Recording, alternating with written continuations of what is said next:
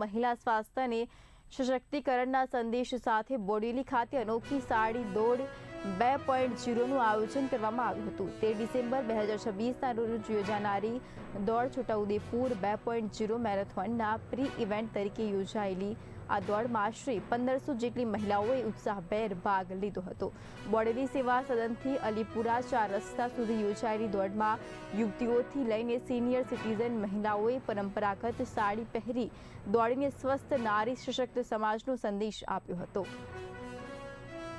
Shreena fit India campaign અને આપણા મુખ્યમંત્રી શ્રીના ફિટ ગુજરાત કેમ્પેનના ભાગરૂપે છોટાઉદેપુરમાં 13મી ડિસેમ્બર દોડ 2.0 એટલે છોટાઉદેપુર મેરેથોનની સેકન્ડ ઇનિંગ્સના આયોજન કરવામાં આવી રહ્યું છે। એના પ્રી ઇવેન્ટના ભાગરૂપે આજે બોડેલી ખાતે સાડી દોડના આયોજન કરવામાં આવ્યું છે, જેમાં આશરે 1500 જેટલી મહિલાઓ સાડી પહેરીને બહુ ઉત્સાહ સાથે દોડ્યા હતા અને આપણે બધા અહીંયા જોઈ શકીએ કે 7-8 વર્ષની દીકરીથી 17 વર્ષ સુધીની મહિલા જે છે એકદમ ઉત્સાહપૂર્વક બહુ ફાસ્ટ સ્પીડમાં બધા બહુ સારી રીતે દોડમાં પાર્ટિસિપેટ કર્યું હતું અને એમની એનર્જી તો મારા કરતા પણ બહુ વધારે છે।